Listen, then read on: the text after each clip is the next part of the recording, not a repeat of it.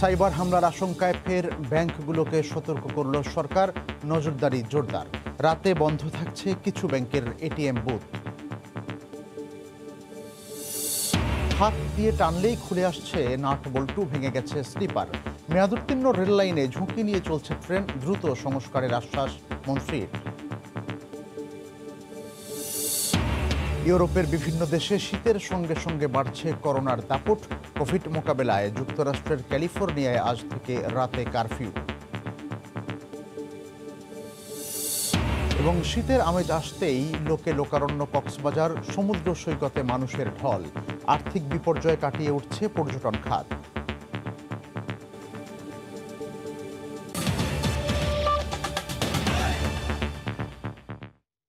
সময় সংবাদের সঙ্গে আছি আমি মিজানুর রহমান খবির। দেশের বেশিরভাগ রেললাইনের মেয়াদ পেরিয়ে গেছে কয়েক দশক আগেই। এ অবস্থায় ঝুঁকিপূর্ণ লাইন দিয়েই চলছে ট্রেন। বিশেষজ্ঞরা বলছেন, জরাজীর্ণ রেললাইন সংস্কারের অভাবে বাড়ছে দুর্ঘটনা, কমছে রেলের গতিও। দ্রুত সংস্কারে উদ্যোগ নেওয়ার আশ্বাস দিয়েছেন রেলমন্ত্রী।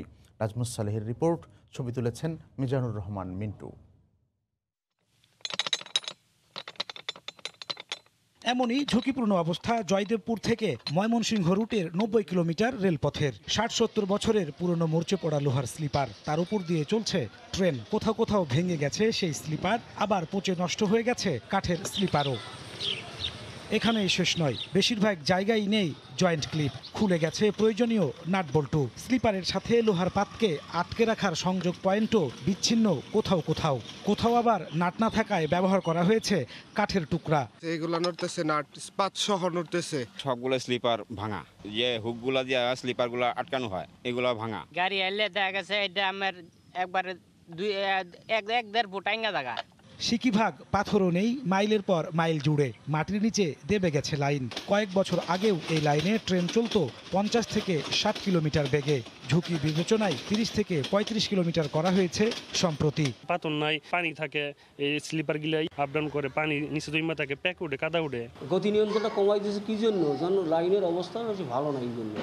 যোগাযোগ বিশেষজ্ঞরা বলছেন, সংস্কারের উদ্যোগ না নিলে ভয়াবহ ঝুঁকিতে পড়বে রেল ব্যবস্থা। রক্ষণাবেক্ষণের জন্য ট্রেনের দুর্ঘটনা যেমন আছে, সাথে সাথে কিন্তু হতাহতের সংখ্যাও কিন্তু বাড়ে, কারণ দুর্ঘটনার পরিমাণটা বেড়ে যায়। তবে মন্ত্রী বলছেন, উদ্যোগ নেওয়া হয়েছে। রক্ষণাবেক্ষণের জন্য আমরা কাজ করছি একই সঙ্গে। এই জন্য আমরা আলাদা দুটো প্রকল্প আমরা নিচ্ছি। আশা করতেছি যে এবছরের মধ্যে আমরা সেটা পালে যে সমস্যাগুলো কথা বললে এগুলো আর থাকবে না। বেশিরভাগ রেল সেতুও ঝুঁকিপূর্ণ বলে সম্প্রতি জানিয়েছে রেলের প্রকৌশল বিভাগ। গত 10 বছরে রেলের উন্নয়নে খরচ হয়েছে 46,000 কোটি টাকা। চলছে 39টি উন্নয়ন প্রকল্প, যার সম্ভাব্য ব্যয় ধরা হয়েছে 1,39,000 কোটি। এরপরেও প্রতিনিয়ত গতি কমছে ট্রেনের। বিশেষজ্ঞরা বলছে, বিদ্যমান লাইনগুলো সংস্কারের উদ্যোগ না নিলে লাভ হবে না মেগা প্রকল্পে। নাজমুস সালেহী, সময় সংবাদ, ঢাকা। মাদারীপুরে পদ্মা সেতুর সঙ্গে রেললাইন প্রকল্পে সরকারের কাছ থেকে কোটি কোটি টাকা হাতিয়ে নেওয়ার অভিযোগ উঠেছে দালাল চক্রের বিরুদ্ধে। জমি অধিগ্রহণের নামে ভুয়া কাগজপত্র বানিয়ে শত শত ঘরবাড়ি ও গাছপালা দেখিয়ে ক্ষতিপূরণের খাতায় নাম অন্তর্ভুক্ত করা হয়েছে। এতে মূল মালিকরা ক্ষতিপূরণের প্রাপ্য অর্থ থেকে বঞ্চিত হওয়ার আশঙ্কা করছেন। মাদারীপুর থেকে সঞ্জয় কর্মকার অভিজিতের তথ্য ও শাহাদাত আকনের ছবিতে রিপোর্ট। মাদারীপুরের শিবচর উপজেলার 6টি ইউনিয়নের 18টি মৌজার উপর দিয়ে যাচ্ছে ঢাকা মাওয়া ভাঙ্গা রেললাইন। এই রেললাইন প্রকল্পে দ্বিতীয় ধাপে জমি অধিগ্রহণ করতে যাচ্ছে সরকার। এই সুযোগকে কাজে লাগিয়ে ভুয়া কাগজপত্র বানিয়ে সরকারের কাছ থেকে কোটি কোটি টাকা হাতিয়ে নিতে বহু ঘরবাড়ি ও গাছপালা ক্ষতিপূরণের তালিকায় নাম অন্তর্ভুক্ত করার অভিযোগ উঠেছে। ভূমি অধিগ্রহণ শাখার অসাধু কিছু কর্মকর্তাদের সাথে হাত মিলিয়ে গড়ে উঠেছে শক্তিশালী দালাল চক্র। এ অবস্থায় জমি ও স্থাপনার মূল মালিকরা ক্ষতিপূরণের প্রাপ্য অর্থ থেকে বঞ্চিত হবার আশঙ্কায় জেলা প্রশাসকের কাছে লিখিত অভিযোগ করেছেন। ডিসি অফিসের লোক প্লাস সেনাবাহিনীর লোক থাইকা, রেল বিভাগের লোক থাইকা প্রত্যেকটা গাছ গণনা করে লিখে নিছে। তারপর এতগুলি লোকের লোক আর নাম আসলো কিভাবে? অন্য লোকের তাদের গাছপালা ঘরবাড়ি এখানে নাই, তারা এখানে বিল বানাইছে, আমরা ডিসি সাহেবের কাছেও জানাইছি। এসব বিষয়ে অভিযোগ ওঠায় জেলা প্রশাসকের কার্যালয়ের এলএল শাখার বেশ কয়েকজনকে সম্প্রতি বদলি করা হয়েছে। শুধু বদলির মধ্যেই সীমাবদ্ধ না থেকে দোষীদের আইনের আওতায় আনার দাবি নাগরিক সমাজের। কারা এটার পিছনে কলকাঠি নাড়াচ্ছে এবং কারা এ ধরনের অন্যায় অবৈধ স্বার্থ উদ্ধার করার চেষ্টা করছে, সেই জিনিসগুলি খতিয়ে দেখা দরকার। জেলা প্রশাসক জানালেন, ভূমি অধিগ্রহণ শাখা শতভাগ দালাল মুক্ত করতে কাজ চলছে। আমরা দালাল সম্পূর্ণভাবে নিষিদ্ধ এবং যদি কোনো দালাল এখানে আমরা পাই একদম সাথে সাথে তাকে আমরা মামলা করে তাকে জেলখানায় পাঠাবো। রেললাইন প্রকল্পে দ্বিতীয় ধাপে ক্ষতিপূরণের চেক বিতরণের জন্য ৩২৬ কোটি টাকা পেয়েছে প্রশাসন। সময় সংবাদ, মাদারীপুর। সাইবার হামলার আশঙ্কায় ফের ব্যাংকগুলোকে সতর্ক করেছে সরকার। এরই মধ্যে নজরদারি জোরদার করা হয়েছে। যে কোনো ঝুঁকি এড়াতে রাতে বন্ধ থাকছে কিছু ব্যাংকের এটিএম বুথ। গ্রাহকদের বুথ ব্যবহারে সন্দেহজনক গতিবিধির বিষয়ে সতর্ক থাকারও নির্দেশনা দেওয়া হয়েছে বলে জানান বুথের দায়িত্বে থাকা নিরাপত্তা কর্মীরা। রাত যত গভীর হয় ঢাকা তত ফাঁকা হয়। নীরব ঢাকায় জরুরি প্রয়োজনে গ্রাহকদের সেবায় জেগে থাকে ব্যাংকের এটিএম বুথগুলো। রাতের এই নীরবতায় আতঙ্কের খবর ছড়িয়েছে সাইবার হামলা। এমন শঙ্কায় ফের সতর্কতা জারি করেছে সরকার। এর মধ্যে দু একটি ব্যাংকের এটিএম বুথ রাতে বন্ধ রাখা শুরু হয়েছে। কোনো ব্যাংকের বুথ রাতে খোলা থাকলেও নির্দিষ্ট সময় পর রাতে টাকা উত্তোলন বন্ধ থাকছে। 11টার পরে তো টাকা দেয় না, সার্ভার বন্ধ করে দেয়। রূপালী ব্যাংকের ম্যানেজার বলছে একটু সাবধানে থাকবেন, কোনো কাস্টমার যদি বেশি সময় হয়ে যায় তো আপনি ফলো করবেন কি করে না করে। হ্যাকার যে ঢুকছে এরপর থেকে তারা একটু বলছে, তো এর থেকে কয় মাস হবে। বেশিরভাগ এটিএম বুথ 24 ঘন্টা খোলা থাকলেও সন্দেহজনক গতিবিধির বিষয়ে সতর্ক থাকতে নির্দেশনা দিয়েছে ব্যাংক কর্তৃপক্ষ। আমরা এখনো সেরকম নির্দেশনা পাইনি। আমাদের এখানে সিটি ব্যাংক আছে, ব্র্যাক আছে, স্ট্যান্ডার্ড চার্টার আছে। ঢাকা ব্যাংক শুধু বন্ধ থাকে 11টার পরে। এইটা এই 10-12 দিন বন্ধ ছিল, রাত্র 11টায় আবার ভোর 7টায় খোলা হইতো। এখন 24 ঘন্টায় খোলা। জানা গেছে উত্তর কোরিয়ার হ্যাকার গ্রুপ সাইবার হামলা চালাতে পারে এমন আশঙ্কা থেকে ব্যাংকগুলোকে সতর্ক থাকতে একটি চিঠি দিয়েছে অর্থ মন্ত্রণালয়। গত 27 আগস্ট একই ধরনের আশঙ্কা থেকে ব্যাংকের বুথ বন্ধ রাখার নির্দেশ দিয়েছিল কেন্দ্রীয় ব্যাংক। এর আগে 2016 সালে বাংলাদেশ ব্যাংকের রিজার্ভ চুরিতে উত্তর কোরিয়ার হ্যাকার গ্রুপ বিগল বয়েজ জড়িত থাকার প্রমাণ মিলেছে। সানবীর রূপল, সময় সংবাদ, ঢাকা। করোনার দ্বিতীয় ধাপ মোকাবেলায় মাস্ক ব্যবহারে সচেতন করতে জেলা প্রশাসনের পক্ষ থেকে কক্সবাজারের সুগন্ধা পয়েন্টে অভিযান চলছে। সেখানে আছেন সহকর্মী সুজাউদ্দিন রুবেল। বিস্তারিত জানতে আমরা সরাসরি তার কাছে যাচ্ছি। রুবেল। পর্যটন নগরী কক্সবাজারে সাপ্তাহিক ছুটির দিনগুলোতে লক্ষাধিকের উপর পর্যটক কক্সবাজার আগমন ঘটে। এই আগমনকে কেন্দ্র করে কিন্তু যারা স্বাস্থ্যবিধি মানেন না তাদের কোনো ধরনের সচেতনতা এতদিন আমরা চোখে পড়েনি, কিন্তু আজ সকাল 10টার পর থেকে সৈকতের যে পয়েন্টগুলো আছে সেই পয়েন্টগুলোতে কিন্তু অভিযান শুরু করেছে কক্সবাজার জেলা প্রশাসন। সৈয়দ মুরাদ হাসানের নেতৃত্বে নির্বাহী ম্যাজিস্ট্রেট কিন্তু সুগন্ধা পয়েন্টে ইতিমধ্যে অভিযান শুরু করে দিয়েছে এবং আমরা দেখতে পেয়েছি অভিযানের যে 15-20 মিনিটের মধ্যে প্রায় 10 থেকে 12 জনকে জরিমানা করা হয়েছে। অনেকে যারা পর্যটকরা রয়েছেন, পর্যটকরা কিন্তু অনেকে মাস্ক পরেনি। এই মাস্ক না পরাতে সাথে সাথে কিন্তু তাদেরকে জরিমানা করেছেন যাতে ভবিষ্যতে মাস্ক পরা হয়। অন্যদিকে আমরা দেখতে পেয়েছি এর পরপরই কিন্তু তারা মার্কেটে অভিযান করেছে। মার্কেটের ভিতরে যারা ব্যবসায়ীরা রয়েছেন, ব্যবসায়ীরা মাস্ক পরছেন কিনা কিংবা তারা যে নির্দেশনাগুলো দেওয়া হয়েছিল সেই নির্দেশনাগুলো মানছেন কিনা সে বিষয়েও তারা কিন্তু নজরদারি করেছে এবং যারা মাস্ক পরেননি কিংবা যাদের স্বাস্থ্যবিধি যে হ্যান্ড স্যানিটাইজার কিংবা নানা ধরনের যে বিষয়গুলো আছে সেগুলো যারা ব্যবহার করছেন না তাদেরকেও জরিমানা করা হয়েছে।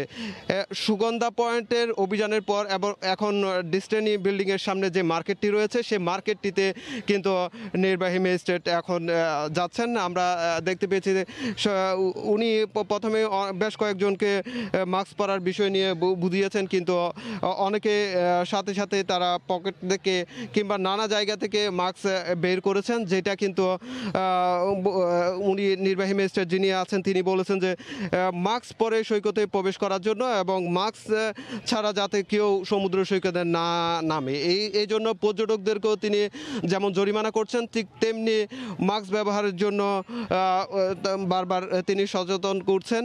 আমরা কক্সবাজার জেলা প্রশাসকের সাথে কথা বলেছিলাম, তিনি বলছেন যে আজ থেকে প্রতিদিনই এই মাস্ক সৈকতে যারা পর্যটকরা ঘুরতে আসবেন তারা যাতে মাস্ক পরে সৈকতে প্রবেশ করেন, সেই না পরে যদি সৈকতে প্রবেশ করেন তাহলে সাথে সাথে নির্বাহী ম্যাজিস্ট্রেটের নেতৃত্বে এটি অভিযান করা হবে। অভিযানটি প্রতিদিন অব্যাহত থাকবে বলে আমাদেরকে জানিয়েছেন। তো এই ছিল আমার কাছে যে অভিযান চলছে সেটির সবশেষ।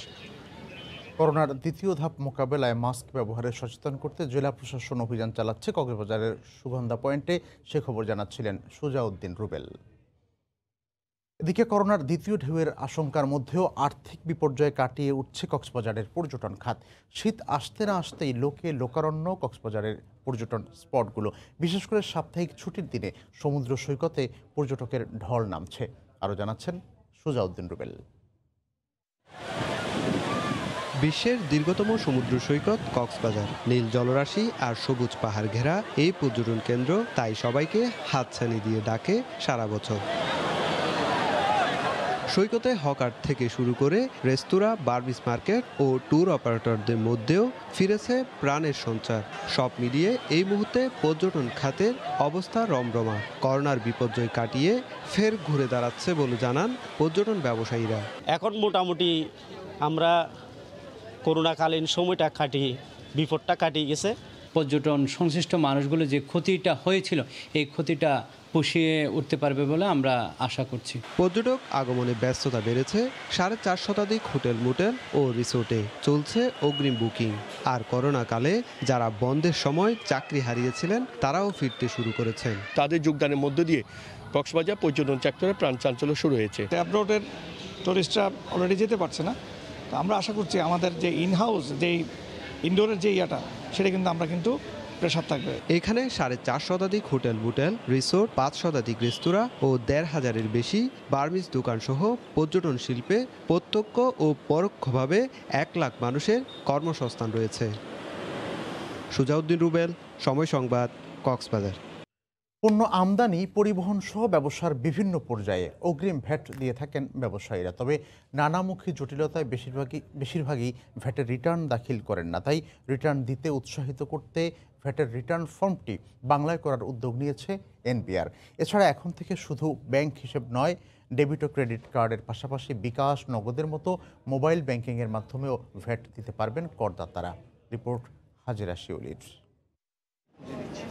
ভ্যাট আইন অনুসারে নিবন্ধিত প্রতিষ্ঠানের প্রতি মাসে অনলাইনে রিটার্ন দাখিলের বাধ্যবাধকতা থাকলেও রিটার্ন দেয় না সিংহভাগ। হিসাব ও নিরীক্ষা নির্ভর হওয়ায় ভ্যাটের রিটার্ন দাখিলে ক্ষুদ্র শিল্প উদ্যোক্তা ও ব্যবসায়ীদের মধ্যে ভীতি রয়েছে। অন্যদিকে ইংরেজি ভাষায় করা জটিল রিটার্ন ফর্ম বোধগম্য নয় অনেকের কাছে। এই প্রেক্ষাপটে ভাষার মাস ফেব্রুয়ারিতে ভ্যাটের রিটার্ন ফর্মটি বাংলায় চালু করতে যাচ্ছে এনবিআর। সেই সঙ্গে ঘরে বসেই মোবাইলে বিভিন্ন আর্থিক সেবাদাতা প্রতিষ্ঠানের অ্যাকাউন্ট থেকে শিগগিরই ভ্যাট পরিশোধের সুযোগ পাবেন ভ্যাটদাতারা। অনেকে মনে করছে যে এটা ইংরেজি রিটার্নটা তারা বুঝতেছে না, বাংলা ফরম্যাট করার জন্য ইতিমধ্যে ভেন্ডরকে বলে দিয়েছি, চেষ্টা করছি ফেব্রুয়ারির মধ্যে এটা অনলাইনে চলে আসবে। যাদের সোনালী ব্যাংকের অ্যাকাউন্ট নাই তারা অন্য ব্যাংকের যে সমস্ত ডেবিট কার্ড, ক্রেডিট কার্ড আছে, যারা ছোট ছোট ট্যাক্স পেয়ার তারা নগদ, বিকাশ এগুলো ব্যবহার করেও ট্যাক্স জমা দিতে, ট্রেজারি ডিপোজিট করতে পারে। বর্তমানে 6টি ব্যাংকের হিসাব থেকে অনলাইনে ভ্যাট পরিশোধ করা যায়। ডেবিট ও ক্রেডিট কার্ডের পাশাপাশি মোবাইল সেবাদাতা প্রতিষ্ঠানের মাধ্যমে করদাতাদের ভ্যাট পরিশোধের সেবা দিতে সোনালী ব্যাংকের সঙ্গে চুক্তি করেছে এনবিআর। ঘরে বসে ভ্যাট দিতে পারবো। বিকাশে অ্যাকাউন্ট থাকতে হবে, ইউক্যাশে অ্যাকাউন্ট থাকতে হবে। সেই অপশনগুলোর মধ্যে ওনার জন্য যেটা অ্যাপ্লিকেবল হবে সেই নাম্বারটা চাপলেই তো সে টাকা ডেবিট করতে পারবে। এতে ভোগান্তি কমার পাশাপাশি বাঁচবে সময়। তবে ভ্যাট নিবন্ধন ও অনলাইনে রিটার্ন দাখিলের প্রক্রিয়া সহজ করার দাবি ভ্যাটদাতাদের। রেজিস্ট্রেশনটা কঠিন করাতে কেউ কিন্তু রেজিস্ট্রেশন করতেছে না, ভ্যাট ঠিকই দিচ্ছে, কিন্তু এটা সরকারি কোষাগারে ওই টাকাটা জমা হচ্ছে না। আগে রিটার্নটা আমরা 28টা কলাম ছিল, এখন প্রায় 70টার মতো কলাম।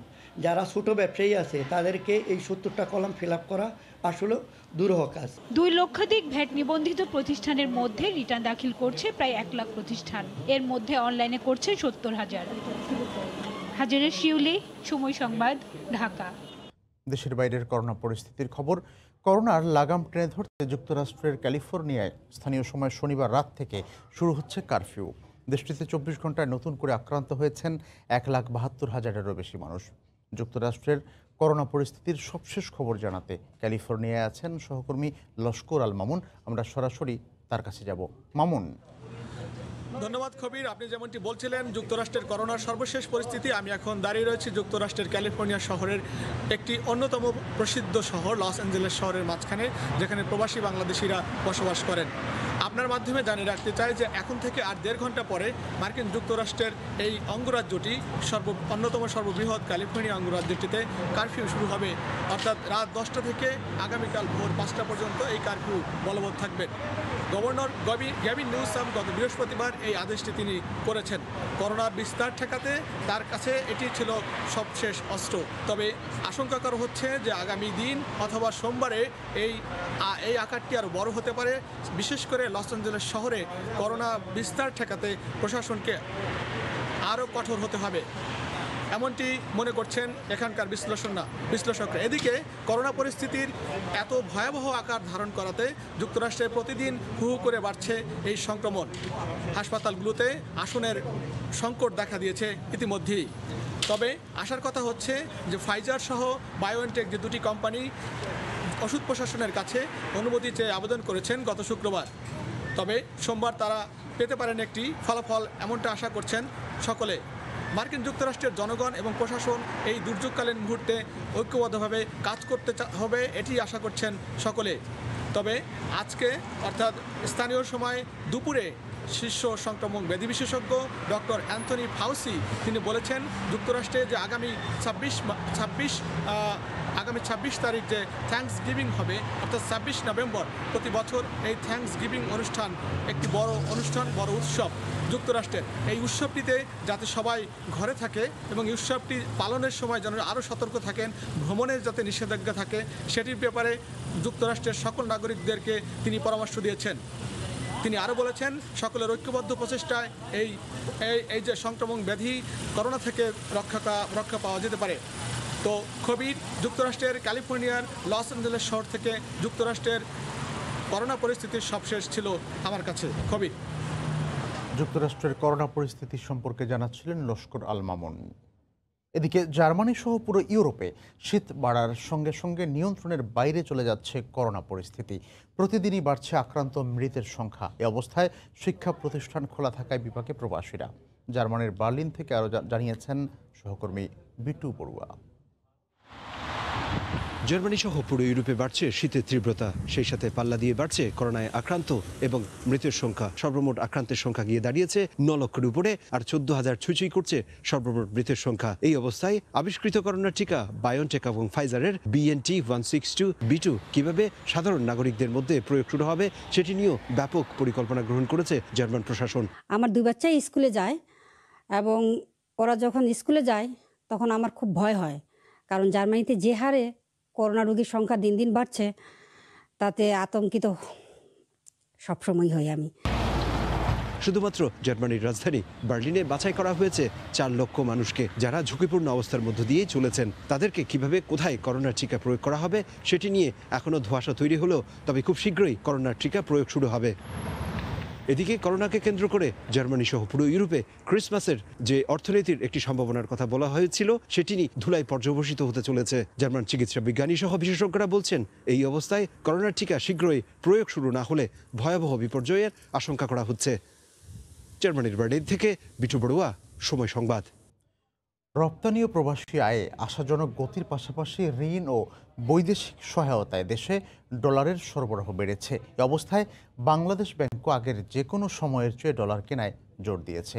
অর্থনীতিবিদরা কেন্দ্রীয় ব্যাংকের এই পদক্ষেপকে সময় উপযোগী বলছেন। তাদের মতে রপ্তানি বাজারে প্রতিযোগিতা সক্ষমতা বাড়াতে টাকার মান এখন বাড়তে দেওয়া ঠিক হবে না। রিপোর্ট হরিপদ সাহার। চলতি অর্থ বছরের প্রথম 4 মাসে রপ্তানি হয়েছে $1,284 কোটি পণ্য। প্রবাসী আয় এসেছে $1,000 কোটিরও বেশি। পাশাপাশি বৈদেশিক ঋণ ও সহায়তাও গত বছরের তুলনায় অনেকটাই বেড়েছে। এর বিপরীতে রপ্তানি কমেছে প্রায় 11.5%। এসব পরিসংখ্যান বলছে দেশে বৈদেশিক মুদ্রা ডলারের সরবরাহ বেশি। বাংলাদেশ ব্যাংক তাই আগের তুলনায় ডলার কেনার গতিও বাড়িয়েছে। সব মিলিয়ে রিজার্ভ ছাড়িয়েছে $4,100 কোটি।